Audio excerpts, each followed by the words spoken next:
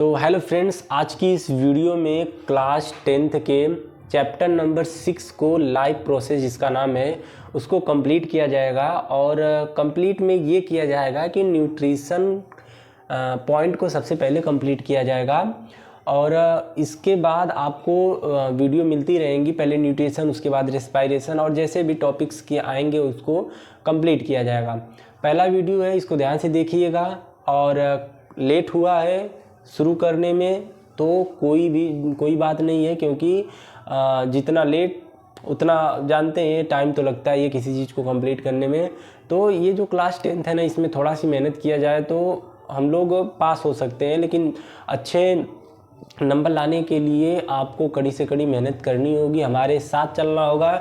जो मैं आपको पढ़ाऊंगा उसका जो है क्लास नोट भी मिलेगा आपको, और DPP जैसे जो डेली प्रैक्टिस प्रॉब्लम होता है उसके थ्रू क्वेश्चन बोल सकते हैं उसे, क्वेश्चन भी आपको दिया जाएगा। टेलीग्राम जो डिस्क्रिप्शन में लिंक है वहाँ पे जाइए और उसको ज्वाइन करिए, और वहाँ पर भी जितनी क्लासेस होंगी सारे के सारे यूट्यूब फॉर्म में वहाँ पर भी अपलोड किए जाएंगे। और उसका जो क्लास नोट है उसके नीचे रहेगा, और प्रैक्टिस प्रॉब्लम जो है आपको क्वेश्चन जो आता है आपको ऑब्जेक्टिव टाइप वहाँ पर उसको दिया जाएगा और उसको अच्छे से कंप्लीट किया जाएगा। तो टेलीग्राम चैनल को फॉलो कर लीजिए। देर न करते हुए टॉपिक पर चलते हैं और स्टार्ट करते हैं। हमारा जो चैप्टर है न्यूट्रिशन जो क्लास 10th का है, ये चैप्टर नहीं है तो टॉपिक है। लाइव प्रोसेस चैप्टर है, उसका एक टॉपिक है न्यूट्रिशन। न्यूट्रिशन होता है, लाइव प्रोसेस क्या है। सबसे पहले बात करेंगे लाइव प्रोसेस क्या है। लाइव प्रोसेस आप उसे बोल सकते हैं जैसे आपकी जो ज़िंदगी है, सुबह उठते हैं, नहाते हैं, खाते हैं, पीते हैं, लेकिन नहाना वाना इसमें से जोड़ा नहीं जाएगा। जो आप भोजन को इंटेक करते हैं, जो फूड को खाते हैं, जो खाना खाते हैं, वे हमारे बॉडी में कैसे यूटिलाइज होता है। अब यूटिलाइज एक वर्ड है, वो यूटिलाइज जो NCERT में भी इसको मेंशन किया गया है। यूटिलाइज का मतलब है उसको हम कैसे यूज करते हैं। यूज करने का मतलब ये हुआ कि हम उसको कैसे, अभी मान लीजिए आप भोजन में कार्बोहाइड्रेट खाते हैं, प्रोटीन खाते हैं और फैट खाते हैं, उस फैट को कैसे तोड़कर उससे एनर्जी कैसे ली जाएगी, उसको हम यूज कैसे करेंगे, यही है लाइव प्रोसेस। इसको ही लाइव प्रोसेस नाम दिया जाता है। लेकिन इसके लिए हमारे अंदर न्यूट्रिशन होना जरूरी है। न्यूट्रिशन ये है कि आप किस प्रकार का न्यूट्रिशन ले रहे हैं। जैसे ये हो गया कि आप कैसा भोजन कर रहे हैं, उसको कैसे डाइजेस्ट कर रहे हैं, और उसको डाइजेस्ट करने के बाद हमारी जो इंटेस्टाइन है उसे एब्जॉर्ब करती है, और एब्जॉर्ब करने के बाद हमारे बॉडी में, हमारे सेल्स में उसको भेजती है और उससे हमें एनर्जी मिलती है। लेकिन ये एनर्जी कैसे मिलती है, कितने स्टेप में मिलती है, इसको बारे में आपको पूरे बताने जा रहे हैं, जिसमें सबसे पहला नाम है, सबसे पहला टॉपिक है न्यूट्रिशन। देखिए न्यूट्रिशन क्लास 10th के हिसाब से हम चल रहे हैं, तो जिससे सबसे पहले डिफिनेशन की बात करेंगे। तो डिफिनेशन क्या है, न्यूट्रिशन इज द प्रोसेस, एक प्रकार का ये प्रोसेस है ऑफ इनटेक ऑफ न्यूट्रिएंट को हम इनटेक करते हैं। इनटेक मतलब खाते हैं, लेते हैं। एंड दियर यूटिलाइजेशन अभी मैं आपको बोला हूँ यूटिलाइज करना। यूटिलाइजेशन में से उसका यूज कैसे करते हैं, उसको तोड़ के उससे एनर्जी कैसे उसका हम यूज कर पाएंगे, उस न्यूट्रिशन का जो हम उस भोजन को इनटेक करते हैं। बाय ऑर्गेनिज्म, किसी ऑर्गेनिज्म के लिए उसको यूटिलाइज करना, और किसी के ऑर्गेनिजम्स के द्वारा, और उससे एनर्जी लेना, ग्रोथ लेना एंड मेंटेनेंस करना। ग्रोथ मतलब हमारे बॉडी में जैसे हम किसी चीज़ को खाते हैं तो किस लिए खाते हैं, हमें एनर्जी मिलेगी। हाँ, एनर्जी मिलने के बाद हमारे बॉडी का ग्रोथ भी तो होगा। जैसे हम स्टार्ट करते हैं, आपको बताते हैं कि सबसे पहले हम कितना छोटे से थे, और छोटे से थे तो हम खाना खाए। खाना किस लिए खा रहे थे, उस समय तो भूख लग रही थी, लेकिन उस भूख तो एक बॉडी की एक ज़रूरत होती है कि जैसे अगर हमें भूख ही नहीं लगी तो हम खाएंगे कैसे। तो एक भूख जैसे हो गई ना, कोई चीज़ हो गया, जैसे कि आप खा रहे हो, खाने के बाद एक जो भूख होती है वो एक सोर्स होता है कि हम खाना खाएं। नहीं तो बेमतलब का, जानते हैं ज़िंदगी में कोई चीज़ नहीं होता है। अगर आप पढ़ भी रहे हैं तो वो बेमतलब का तो पढ़ ही नहीं रहे हैं। ये ऐसा है कि हम पढ़ेंगे तो हमें अच्छी जॉब मिलेगी, अच्छे इंसान बनेंगे। इसी तरह भूख ऐसी चीज़ है कि उससे ये होता है कि हम खाना खाएंगे। हाँ, ये ऐसा नहीं कि बेमतलब को कोई भी चीज़ खा लिए। तो भूख इसीलिए लगता है। तो यहाँ पर हम किस लिए न्यूट्रिएंट को लेंगे? एनर्जी के लिए। और खाएंगे तो भाई ये जो हमारे अंदर डाइजेस्ट होगा, डाइजेस्ट होने के बाद उसको एब्जॉर्प्शन होगा, एब्जॉर्प्शन होने के बाद हमारे ब्लड के थ्रू सेल्स तक भेजा जाएगा, जिससे हम ग्रोथ भी लेंगे और अपने लाइफ को मेंटेन भी करेंगे। और रिपेयर, यहाँ पर देख सकते हैं, यहाँ पे रिपेयर ऑप्शन जो दिख रहा है कि रिपेयर भी तो भाई करेंगे। हाँ, खा रहे हैं तो उसको रिपेयर तो करेंगे। यहाँ पर जो लिखा गया है कि हम रिपेयर करेंगे, यहाँ पर देखिए ये पॉइंट है रिपेयर, हम बॉडी को कैसे रिपेयर करेंगे उसके बारे में भी यहाँ पर दिया गया है। रुकिए थोड़ा इसको, हाँ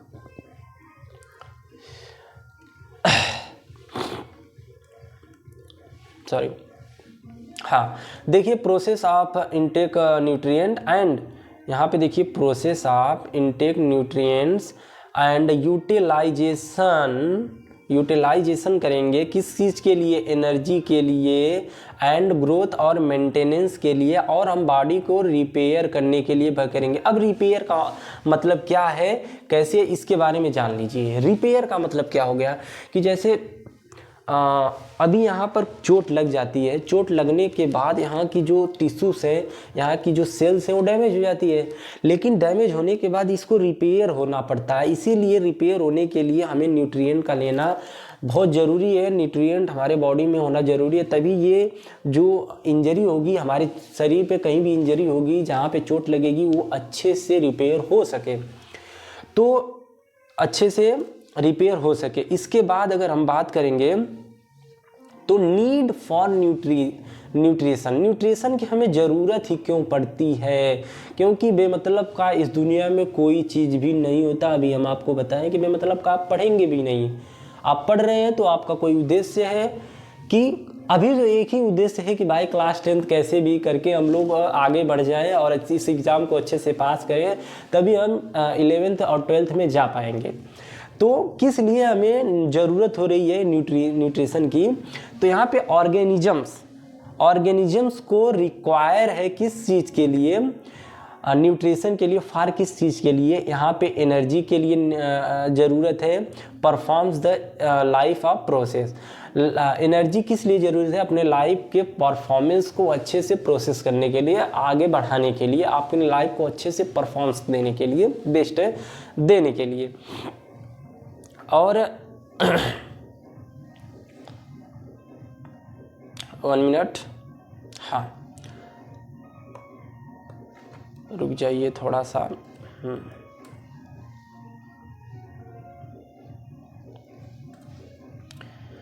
ये थोड़ा,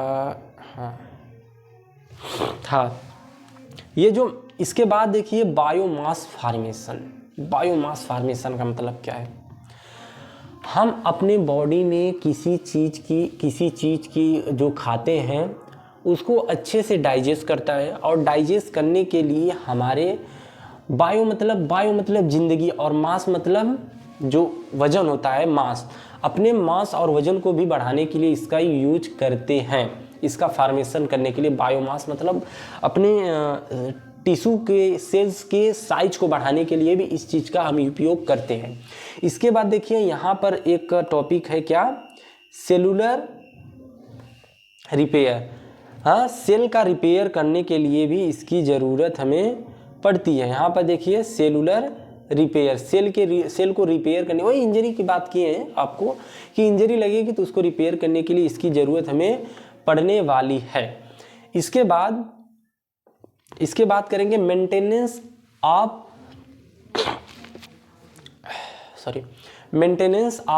होम्योस्टैसिस मतलब हमारे बॉडी में जो भी किसी चीज़ की कमी हो रही है उसको मेंटेन करने के लिए भी हम इस चीज़ का यूज करते हैं।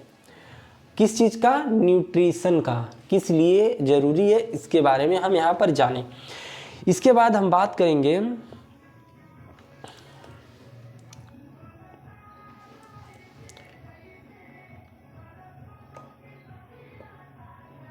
गाना वाना तो नहीं सुना रहा है भाई, बगल में कुछ चल रहा है तो चलेगा उतना।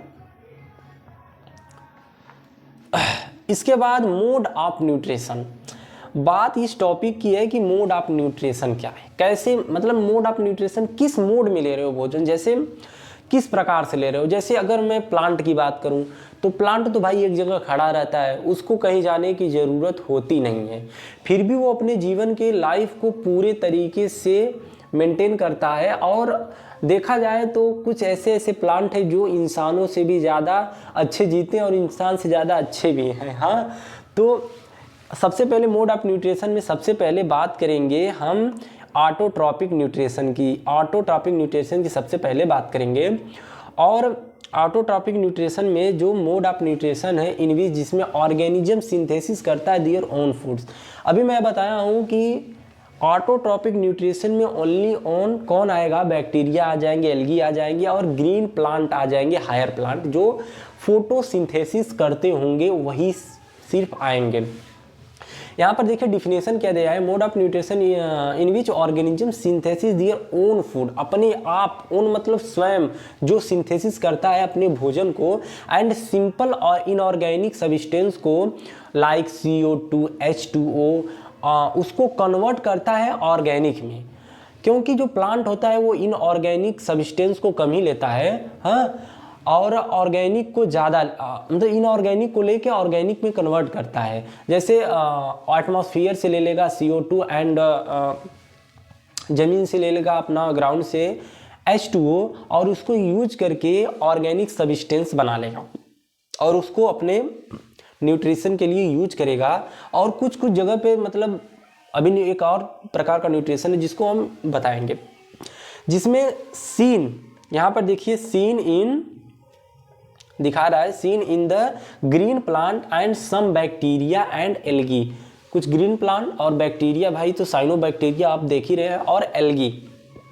अच्छा, ये बात करेंगे कि की टर्म क्या है। हाँ, की टर्म क्या है जो हमें ऑटोट्रॉपिक न्यूट्रिशन करने के लिए बहुत ही ज़रूरी है। उसकी बात करें तो सबसे पहले क्लोरोफिल आएगा जो ग्रीन पिगमेंट है। क्लोरोफिल क्या है? ग्रीन पिगमेंट है। और यहाँ पे क्लोरोप्लास्ट है, ऑर्गेनेल्स कंटेनिंग द क्लोरोफिल। यहाँ पर देखिए ये जो दिखा रहा है क्लोरोफिल है, और इसके बाद क्लोरोफिल के बाद क्लोरोप्लास्ट। अच्छा, क्लोरोप्लास्ट क्या होता है? एक प्रकार का ऑर्गेनली है। ऑर्गेनली मतलब जो हमारी सेल्स होते हैं, क्लास 9th में आप लोग पढ़ के आए हैं ऑर्गेनली होती क्या है। तो क्लोरोप्लास्ट के बारे में भी पढ़ा होगा आपने। तो क्लोरोप्लास्ट जो होता है उसके अंदर क्या बनता है, उसके अंदर क्लोरोफिल होता है। हाँ, और क्लोरोफिल के प्रेजेंस में फोटोसिंथेसिस होता है। स्टोमेटा क्या करता है? माइक्रोस्कोपिक पोर है फॉर गैसेस एक्सचेंज के लिए। मतलब स्टोमेटा है जो ना वो गैस को एक्सचेंज करती है। अब मैं यहाँ पे बात करूँगा गैस ही नहीं एक्सचेंज करती है, वहाँ पे वाटर को भी एक्सचेंज करती है। यहाँ पे गॉड सेल जो होता है रेगुलेट करता है opening and closing of the stomata. जो गॉड सेल्स होता है वो जो होता है ना, अच्छा मैं आपको एक सर्च करके दिखा दूँ, नहीं रहने दीजिए। गार्ड सेल जो होता है स्टोमेटा को क्लोज करके रखता है। जब भी गैस के एक्सचेंज करने होगा तो गार्ड सेल खुल जाएगा, वाटर को भी एक्सचेंज करना होगा तो गार्ड सेल खुल जाएगा। यहाँ पर अगर बात करें यहाँ पे रॉ मटेरियल का मतलब हो गया कच्चा माल। जैसे खाना बनाने आप जाते हो, खाना बनाते कहाँ हो? खाना तो पकाया जाता है ना। जब खाना पकाने जाते हो तो उसके लिए हमारे ये चावल लगता है, चावल के लिए उसमें पानी डालना पड़ता है, उसके लिए हमको हीट चाहिए, तो ये रॉ मटेरियल हो गया। इसके बाद जो चावल पकता है वो तो खाने के लिए हो गया। रॉ मटेरियल आप इसे इस तरह भी यूज कर सकते हैं, जैसे किसी घर को बनाने के लिए रॉ मटेरियल ईंट हो गया, सीमेंट हो गया, रेत हो गया, वो हो गया, ये रॉ मटेरियल है। इसके बाद जो बनता है ये तो प्रोडक्ट हो गया रॉ मटेरियल का। इसके लिए यहाँ पर ऑटोट्रॉपिक न्यूट्रिशन करने के लिए हमें CO2 एंड वाटर की ज़रूरत पड़ती है। किसमें? फोटोसिंथेसिस में। और बनता क्या है? प्रोडक्ट। अब प्रोडक्ट में क्या बनता है? बनता क्या है? ग्लूकोज। इसके बाद बात करेंगे हम फोटोसिंथेसिस का, क्योंकि ऑटोट्रॉपिक जहाँ न्यूट्रिशन आ गया, फोटोसिंथेसिस भाई कंपल्सरी है। इसके बाद अगर हम फोटोसिंथेसिस की बात करें, सबसे पहले अगर हम फोटोसिंथेसिस की बात करें तो फोटोसिंथेसिस कैसे प्रोसेस को कंप्लीट करता है, यहाँ पर बात करें तो फोटोसिंथेसिस इज द प्रोसेस। क्या है? प्रोसेस तो है। फोटोसिंथेसिस एक नाम है तो प्रोसेस तो पक्का रहेगा ही। Process by which chlorophyll containing cells. अब chlorophyll containing cell meristematic cells जो होती है उसमें क्लोरोफिल तो होता ही है। मेरिस्टेमेटिक सेल्स में नहीं ना, मेरिस्टेमेटिक सेल में ही होता है, क्लोरोफिल होता है। क्लोरोफिल पाया जाता है एक प्रकार का पिगमेंट है जो लाइट को कैप्चर करके उसको केमिकल एनर्जी में चेंज करता है, किसको, लाइट एनर्जी को। यहाँ पे देखिए दिखा रहा है यहाँ पर कि photosynthesis is process by which chlorophyll containing cell, जिस सेल के अंदर क्लोरोफिल होगा उसी की बात होगी, क्योंकि क्लोरोफिल बिना फोटोसिंथेसिस अधूरी है, जैसे मोबाइल है और इंटरनेट नहीं।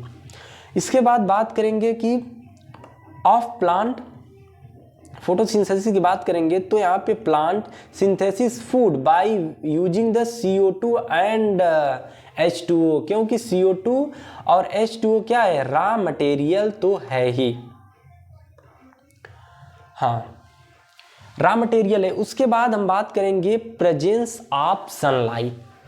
देखिए फोटोसिंथेसिस को अगर एक लाइन में आप समझें तो using the CO2 and water, using the CO2 and water, presence of the chlorophyll and sunlight, formation of the glucose is called photosynthesis. अब ग्लूकोज को जो प्लांट होता है यूज भी करता है और हमें फल के रूप में प्रोवाइड भी कर देता है, जिसके अंदर स्टार्च और ग्लूकोज कार्बोहाइड्रेट स्टोर होता है। देखिए फोटोसिंथेसिस का इक्वेशन क्या कहता है, यहाँ पर फोटोसिंथेसिस का इक्वेशन यही देखिए यहाँ पर, ये फोटोसिंथेसिस इक्वेशन जिसमें 6 CO2 + 6 H2O। अब यहाँ पे 6 जो दिखा रहा है वो आपको मालूम होगा, जिन लोगों को मालूम नहीं है उन लोगों को मैं बता देता हूँ। जो 6 है ये अमाउंट ऑफ CO2 है, 6 CO2 लिए हैं और 6 H2O लिए हैं। और यहाँ पर देखिए सनलाइट, लाइट और यहाँ पर लाइट और यहाँ पे क्लोरोफिल है और इसके प्रेजेंस में बन रहा है क्या, ग्लूकोज और 6O2। O2 क्या, ऑक्सीजन, और ऑक्सीजन को यूज कौन करेगा, अब ये मत बोलिएगा प्लांट नहीं करता है, प्लांट भी ऑक्सीजन को यूज करता है और जो बचता है उसे छोड़ देता है एटमॉस्फेयर में, जिसको हम जैसे लोग यूज करते हैं। बात करते हैं इंपॉर्टेंस टर्म की। जो इंपॉर्टेंस टर्म क्या क्या है, लाइट डिपेंड्स रिएक्शंस, ये जो होती है लाइट डिपेंड रिएक्शन होती है, क्योंकि अगर लाइट नहीं है तो रिएक्शन कंप्लीट नहीं होगी और उससे कोई फर्क नहीं पड़ता है कि उसकी सेल्स में प्लांट में क्लोरोफिल हो या ना हो। Light is the compulsory of photosynthesis reactions, क्योंकि जो लाइट है वो क्लोरोफिल के प्रेजेंस में ग्लूकोज ही बनाती है, क्योंकि जैसे हमें खाना बनाने के लिए हीट की ज़रूरत होती है इसी प्रकार प्लांट को खाना बनाने के लिए लाइट की ज़रूरत होती है, उसके बिना वो कुछ नहीं कर सकता।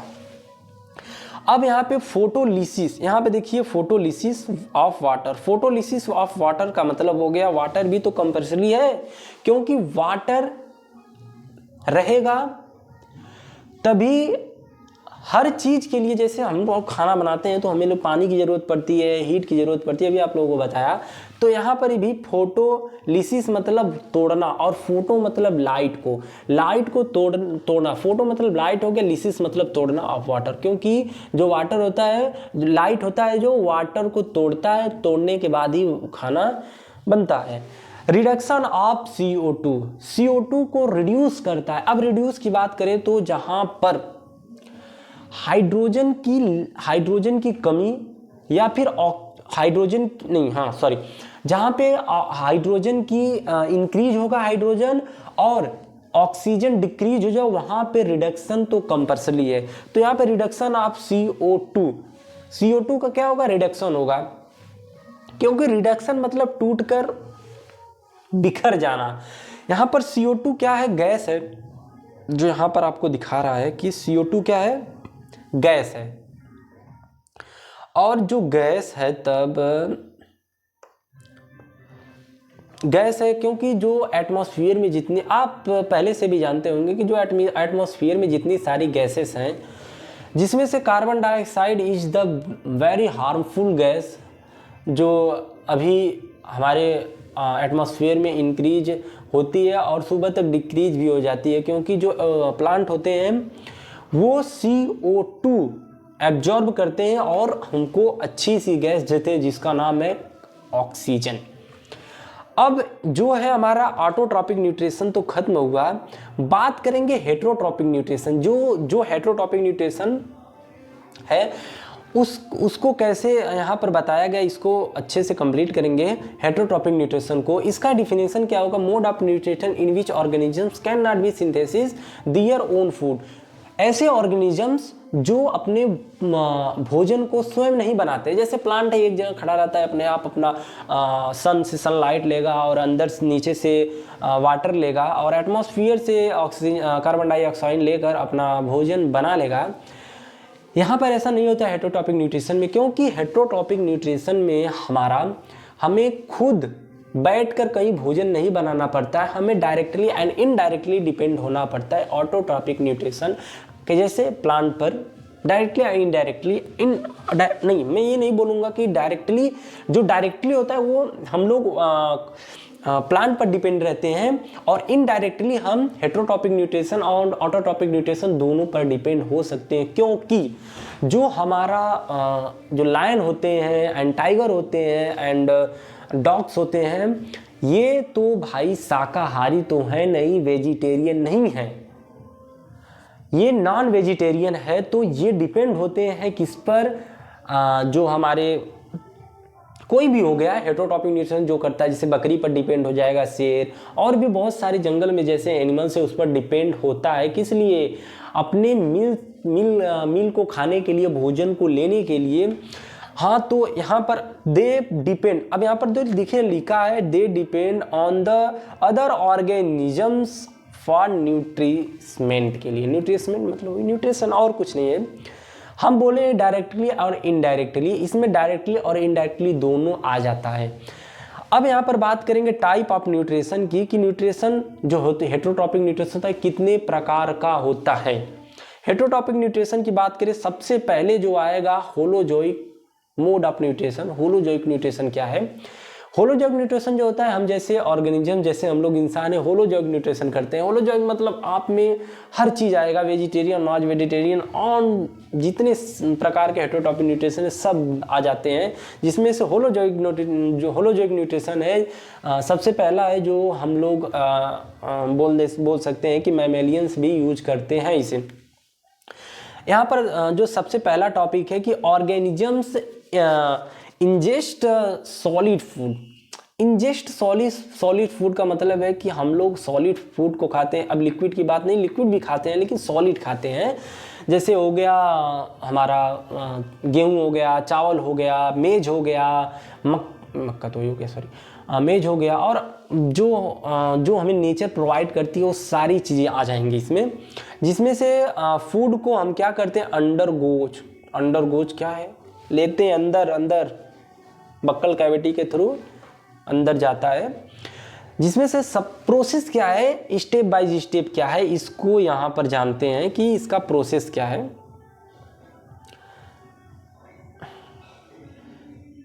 अच्छा देखिए यहाँ पर देखिए, सबसे पहले क्या हम करेंगे, इंजेशन। हाँ, इंजेशन सबसे पहले हम यहाँ पर क्या करेंगे, इंजेशन के बाद क्या करेंगे, डाइजेशन। अब डाइजेशन के बाद क्या करेंगे,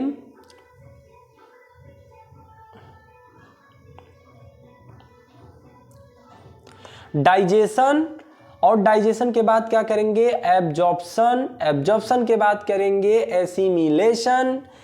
एसिमिलेशन मतलब वेस्ट मटेरियल को लार्ज इंटेस्टाइन के थ्रू बाहर निकालना। इसके बाद इंजेशन करके सब कुछ बाहर चला आएगा, पूरा डाइजेशन कंप्लीट हो गया। सबसे पहले यहाँ पर जो इंजेशन दिया है, डाइजेशन मतलब इंजेशन फूड को तो लिए, अंदर जाके एब्जॉर्ब हुआ, डाइजेस्ट हुआ, उसके बाद एब्जॉर्ब होगा किसके थ्रू, स्मॉल इंटेस्टाइन के थ्रू एब्जॉर्ब होगा। उसके बाद एसिमिलेशन होगा। एसिमिलेशन का मतलब हो गया उस पार्टिकल को यूज करना कि कहाँ कहाँ कैसे कैसे यूज किया जाएगा, इसको बॉडी में पूरी जगह भेजना। उसके बाद जो वेस्ट मटेरियल बनेगा उसका नाम है इंजेशन। इजेशन उस पार्टिकल को बाहर निकालना। उसके बाद अब हेटेरोट्रॉपिक होलोजोइक न्यूट्रिशन का एग्जाम्पल क्या है? सबसे पहला है अमीबा है, ह्यूमंस बताएं आपको कि मेनी ऑर्गेनिजम्स आ जाएंगे, जिसमें एनिमल भी होंगे और एनिमल भी होंगे, ज़्यादा से ज़्यादा बर्ड्स भी हो जाएंगे। उसके बाद करेंगे कि न्यूट्रिशन अमीबा में कैसे होता है। अब अमीबा की बात कर लें, अगर आपको अमीबा पता हो तो बहुत ही अच्छी बात है कांग्रेस भाई। अगर अमीबा नहीं पता है आप लोगों को तो अमीबा के बारे में आपको बता दिया जाए कि अमीबा क्या होता है। अमीबा जो है एक प्रकार का यूनिसेलुलर ऑर्गेनिजम्स है, लेकिन यूनिसेलुलर ऑर्गेनिजम्स होते हुए भी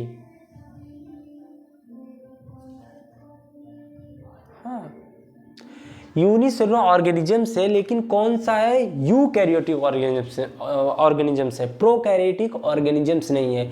अब यूकैरियोटिक और प्रोकैरियोटिक के बारे में जानने के लिए भाई यहाँ पर तो इसके छोटा सा एक एग्जांपल दे देता हूँ, ज़्यादा बड़ा नहीं लेकर जाऊँगा इसे।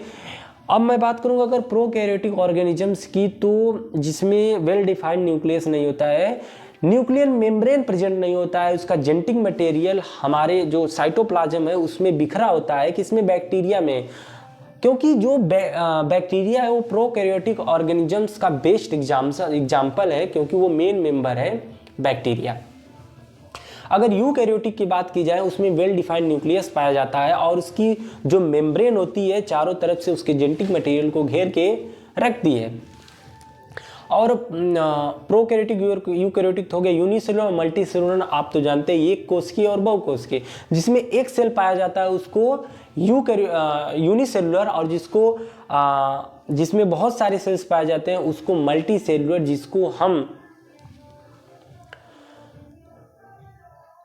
अब अमीबा के बारे में बात कर लेते हैं, क्योंकि आपको यूनिसेलुलर, मल्टीसेलुलर, यूकैरियोटिक, प्रोकैरियोटिक इसके बारे में आपको बता दिए हैं। इसके बाद अगर मैं अमीबा की बात करूं कि अमीबा शो करता है होलोजोइक मोड ऑफ न्यूट्रिशन, किसके थ्रू? स्यूडोपोडिया। अगर आप स्यूडोपोडिया की बात करें तो पोडिया मतलब पैर और स्यूडो मतलब झूठा पैर जिसके पास होता है उसके थ्रू मोड ऑफ न्यूट्रिशन करता है। आपको फिगर के थ्रू भी यहाँ पर मैं अच्छे से बताऊंगा।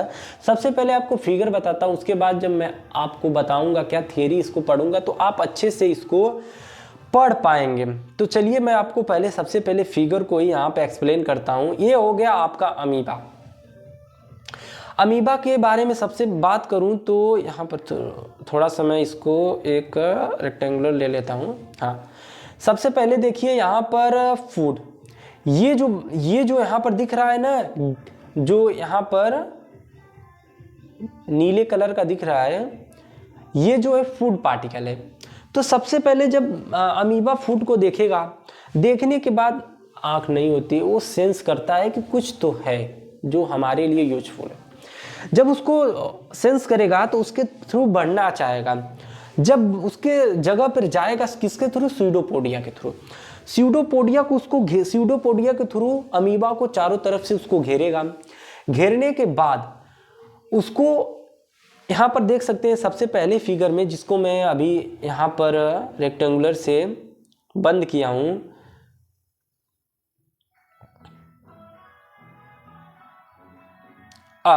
यहाँ पर देख लीजिए, इसको थोड़ा मैं कलर को चेंज करता। उसके बाद जब स्यूडोपोडिया के थ्रू भोजन को जो फूड पार्टिकल है उसको घेर लेगा, उसके बाद उसको देखिए पूरी तरीके से घेर लेगा। यहाँ पर जो तीसरे फिगर में दिखा रहा है स्टेप बाय स्टेप, उसको पूरी तरीके से घेर लेगा। घेरने के बाद उसको क्या करेगा? इंजेक्शन करेगा। अब आप सोचेंगे इंजेक्शन क्या है? सॉरी, यहाँ पर मैं आ गया। इसको क्या करेगा? एब्जॉर्ब करेगा। एब्जॉर्ब करने के बाद उसको क्या करेगा? एसिमिलेशन करेगा, तोड़ कर जगह जगह भेजेगा। यूजफुल होगा जो उसको अलग करेगा, हार्मफुल जो होगा उसको अलग करेगा, फिर उसको इजेशन के थ्रू बाहर निकाल देगा। ये देखिए अमीबा का जो अमीबा के बारे में अगर और बात करूं तो देखिए इसका वेल डिफाइंड न्यूक्लियस है, इसके अंदर जेनेटिक मटेरियल बंद है, इसका कुछ वैक्यूल्स है और इसका साइटोप्लाज्म अंदर है। ये जो उसका है इसको क्या बोलेंगे, उसका साइटोप्लाज्म।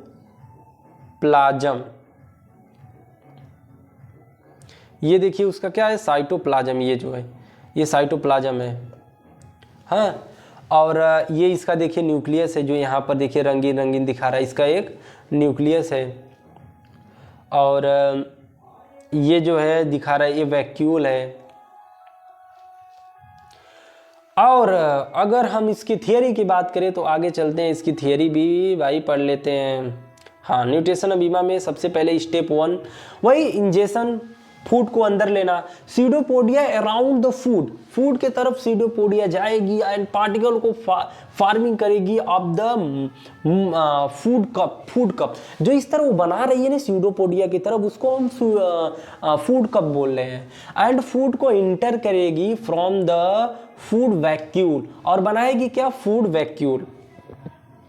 फिर उसको क्या करेगी, डाइजेशन करेगी, डाइजेस्टिव एंजाइम रिलीज करेगी और इनटू फूड वैक्यूल, किसमें, फूड वैक्यूल के अंदर जाए, क्योंकि जो फूड वैक्यूल बनाई है उसके अंदर ही वो डाइजेस्टिव एंजाइम इंटर करेगी और परफॉर्म करेगी इंट्रासेलुलर डाइजेशन। इंट्रासेलुलर मतलब सेल के अंदर उसको डाइजेस्ट करेगी।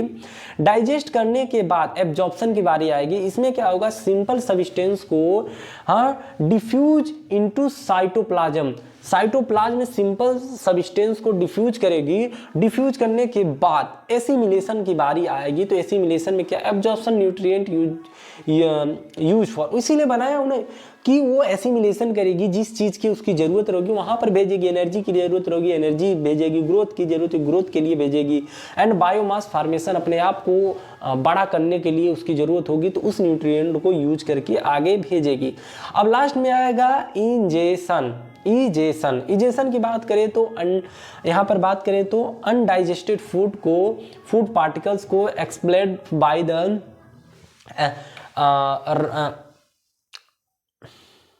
रप्टरिंग the cell membrane at the any point, rupturing करेगा और सेल मेम्ब्रेन के थ्रू बाहर फेंक देगा। आगे की बात करेंगे तो सेप्रोफिटिक न्यूट्रिशन।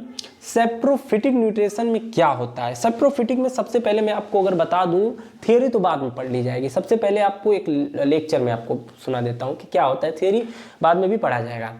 सबसे पहले अगर बात करूं सेप्रोफिटिक न्यूट्रिशन की, तो सेप्रोफिटिक न्यूट्रिशन में होता क्या है कि डाइजेस्टिव एंजाइम, कोई भी सब्सटेंस हो गया, डाइजेस्टिव एंजाइम उस पर छोड़ेगा। सब अगर एग्जाम्पल अगर लेना चाहें तो एग्जाम्पल में हम ले लेंगे फंगस, ले लीजिए।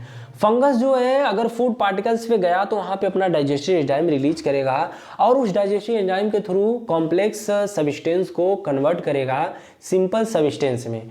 और सिंपल सब्सटेंस में कन्वर्ट करने के बाद उसको एब्जॉर्ब कर लेगा। एब्जॉर्ब करने के बाद वही आगे का प्रोसेस होगा कि अपना जो है ग्रोथ करना चाहेगा, ग्रोथ करेगा, रिप्रोड्यूस करना चाहेगा, रिप्रोड्यूस करेगा। तो अगर ये जो फंगस की बात की जाए तो ये सेप्रोफिटिक न्यूट्रिशन शो करता है। थियरी की बात करें तो ऑर्गेनिजम्स ऑब्टेन करता है न्यूट्रिएंट को from dead and decaying organisms matter. इसका स्पेशल है कि वो डेड एंड डिकेइंग सब्सटेंस पर, डेड और डिकेइंग मतलब जो मरे और सड़े गले पदार्थ है उस पर ये ग्रो करता है। जैसे अगर आप एक दिन रोटी रख दो तो उस रोटी पर जो वाइट आता है उसको फंगस ही बोलते हैं। अगर they secrete extracellular digestive enzyme, अभी बात की है कि वो एंजाइम रिलीज करेगा और एंजाइम रिलीज करने के बाद वो इनऑर्गेनिक सब्सटेंस को ऑर्गेनिक में कन्वर्ट करके एब्जॉर्ब कर लेगा। एग्जाम्पल में फंगस आएगा और कुछ बैक्टीरिया भी देखने को मिल जाएंगे। एनसीईआरटी अगर कॉम्प्लेक्स वर्ड की बात की जाए तो जो एनसीईआरटी में कॉम्प्लेक्स वर्ड दिया है इसमें एक्स्ट्रा सेलुलर डाइजेशन आएगा, एक्स्ट्रा सेलुलर डाइजेशन आएगा। एक्स्ट्रा सेलुलर डाइजेशन का मतलब बाहर, जो यहाँ पर अमीबा में अगर इंट्रा सेलुलर डाइजेशन था, यहाँ पर है एक्स्ट्रा सेलुलर डाइजेशन। इसको आप ध्यान रखिएगा, एक सब्जेक्टिव टाइप क्वेश्चन में इसको पूछ सकता है, जिसमें अगर मैं एक्स्ट्रा सेलुलर और इंट्रा सेलुलर नाम से ही आपको पता लग गया होगा, ज़्यादा बताने की ज़रूरत तो नहीं है लेकिन फिर भी बताता हूँ। एक्स्ट्रा सेलुलर डाइजेशन में ये होगा कि जो डाइजेशन होगा वो ऑर्गेनिजम्स के बॉडी के बाहर होगा, और इंट्रा सेलुलर डाइजेशन होगा कि जो डाइजेशन होगा ऑर्गेनिजम्स के बॉडी के अंदर होगा। और डिकम्पोजिशन का मतलब है कि simple complex organic substance, inorganic substance को सिंपल ऑर्गेनिक सब्सटेंस में कन्वर्ट करना, कॉम्प्लेक्स इनऑर्गेनिक सब्सटेंस को सिंपल इनऑर्गेनिक सब्सटेंस में कन्वर्ट करना। ये देखिए, अगर जो फिगर है ये फंगस की है, फंगस है, ये फंगस अपना देखिए सड़े गले पर ग्रो करेगा और यहाँ पर एक्स्ट्रा सेलुलर एंजाइम रिलीज करेगा, उसे डाइजेस्ट करके एब्जॉर्ब कर लेगा, जिसके एक्स्ट्रा सेलुलर डाइजेशन बोलते हैं। आगे की बात करें तो यहाँ पर देखिए क्या है, देखिए क्या है, पैरासिटिक न्यूट्रिशन। पैरासिटिक न्यूट्रिशन ये होता है जो वे न्यूट्रिशन जो डायरेक्टली किसी बॉडी पर डिपेंड होते हैं, लेकिन ये है धोखेबाजी वाला काम। देखिए क्या होता है कि वो डिपेंड तो रहता है उस ऑर्गेनिजम्स पर, लेकिन उसको क्या करता है, उसको जो है टॉर्चर करता है। टॉर्चर का मतलब उसको नुकसान भी पहुंचाता है और वहां से न्यूट्रिएंट को लेता भी है। जैसे अगर मैं यहाँ पे बात करूं तो ये देखिए पैरासिटिक न्यूट्रिशन में पैरासाइट क्या होता है, लीव करता है इनसाइड मतलब किसी के ऊपर, और आउटसाइड किसी, इनसाइड मतलब अंदर और आउटसाइड मतलब किसी के ऊपर। द होस्ट मतलब जैसे मैं होस्ट हो गया, होस्ट किस चीज का हो गया, यहाँ पर जैसे लाइस हो गया, लाइस ढील, ये हमारे ऊपर तो रहता है, खून भी चूसता है और हमें नुकसान भी पहुंचाता है। मच्छर हो गया, खून चूसेगा और डेंगू मलेरिया फैलाएगा। पैरासाइट वो हो गया मच्छर, और हम तो होस्ट हो गए उसके, जिस पर वो ग्रो करता है। जिसमें यहाँ पे जो यहाँ पर एग्जांपल्स दिया, अच्छा यहाँ पे देखिए डेराइव करने के लिए बोल रहा है, क्या है इसको देखिए, बड़ा करता हूँ। अच्छा यहाँ पे क्या है, डेराइव्स nutrition from the host body, मतलब ये होस्ट बॉडी पर डिपेंड ही रहता है। पैरासिटिक न्यूट्रिशन जो होता है उसको पैरासाइट, जिसको देखिए जो हमारे बॉडी पर डिपेंड रहेगा उसको पैरासाइट बोलेंगे, और वो पैरासाइट हमें नुकसान भी पहुंचाएगा, हमसे न्यूट्रिएंट भी ले लेगा, क्योंकि उसके पास जो कमियां होंगी वो मुझ पर चिपका कर अपने चलाएगा। यहाँ पर अगर एग्जाम्पल की बात करूं तो कसकुटा जो होता है वो डोडर यहाँ पर दिया गया है, अभी फोटो दिखाता हूँ, और लाइस हो गया, और टिक्स भी यहाँ पर दिया गया। इसके ये जो फोटो है यहाँ पर दिखा रहा हूँ। जो यहाँ पर सबसे पहले बात करूँ तो एनसीईआरटी कॉम्प्लेक्स वर्ड हो गया होस्ट। देखिए कॉम्प्लेक्स वर्ड मैं इसलिए बता रहा हूँ क्योंकि कॉम्प्लेक्स वर्ड आपको पता रहेगा, तो अगर एग्जाम में आएगा तो आपको पता होना चाहिए कि क्या है होस्ट, क्या है पैरासिटिजम्स एंड ऑब्लिगेट पैरासाइट क्या है। ऑब्लिगेट तो भाई जानना जरूरी है। ऑब्लिगेट होस्ट सेल हो गया, जैसे मैं होस्ट हो गया, और मच्छर क्या हो गया, पैरासाइट हो गया। पैरासिटिजम्स क्या हो गया, पैरासिटिजम वही पैरासाइट हो गया जो हमारे बॉडी पर डिपेंड है, और हमसे, मैं बोलूँगा मेरे बॉडी पर ही नहीं, बहुत सारे जैसे ऑर्गेनिजम्स हो गए, जैसे कुत्ते के ऊपर जो देखे हो ना बार बार वो खुजली करता है, उसके अंदर पैरासाइट होता है जो उसे नुकसान भी पहुंचाता है, उससे न्यूट्रिएंट को लेता भी है। फीता क्रीम के नाम सुने होंगे, जिस हमारे बॉडी में भी होता है फीता क्रीमी, जिसको छोटे रहते हो तो वो केचुआ नाम से जाना जाता है। फीता क्रीमी अलग होता है, वो अलग होता है, जो हमारे बॉडी के स्मॉल इंटेस्टाइन में अपने जो उसके पास होता है ना चिपकने की शक्ति, उससे वो चिपक जाता है और हमारे बॉडी में जो न्यूट्रिएंट आता है उससे वो लेता है और हमें नुकसान भी पहुंचाता है। अगर यहाँ पे मैं बात करूँ, देखिए हमारे बालों में है, ये बालों में है, इसको क्या बोलते हैं, लाइस बोलते हैं। ये देखिए टिक है, ये भी हमें नुकसान ही पहुंचाता है। इसको बता दूँ, ये जो टिक दिखा रहा है किलिनी वही जो कुत्तों में, हाँ वही बात है, भैंस में भी। बस खत्म है भाई, ज़्यादा कुछ इसमें है नहीं। न्यूट्रिशन को यहाँ पर कंप्लीट किए। अगर भाई कुछ भी तुमको डाउट हो, कुछ भी चीज़ की अगर डाउट हो कि हाँ ये चीज़ मुझे समझ में नहीं आया है, तो एक बार भाई कमेंट करो, वीडियो हाजिर रहेगी। हर चीज़ को एक्सप्लेन किया हूँ। आशा करूँगा कि आपको चीज़ें समझ में आई होगी। अगर नोट चाहिए तो टेलीग्राम चैनल को डिस्क्रिप्शन में लिंक है, जाके फॉलो करो, नोट प्रोवाइड कर लो। अगर क्वेश्चन प्रैक्टिस चाहिए तो वहाँ से सब कुछ मिलेगा। ये वीडियो का लिंक भी वहीं पे मिल जाएगा। जितनी सारी वीडियोज मेरी आएंगी वहाँ पर मेंशन जरूर होंगी, जो यूट्यूब के थ्रू आप फ्री में देख सकते हो। कोई भी भाई कुछ है नहीं, सब कुछ फ्री। तो आशा करूँगा वीडियो समझ में आई होंगी। तो वीडियो अगर समझ में आई तो लाइक सब्सक्राइब करो, हाँ, क्योंकि हर चीज़ मिलेगी, हर चीज़ मैं देखता हूँ, कोशिश करूँगा, क्योंकि मैं बायोलॉजी ज़्यादा पढ़ाता हूँ तो बायोलॉजी पूरा मिलेगा। और मैं फिजिक्स केमिस्ट्री भी सोचूंगा कि अगर अच्छा रहा परफॉर्मेंस मेरी तो देखूँगा। तो मिलूँगा अगले वीडियो में, तब तक के लिए चलो।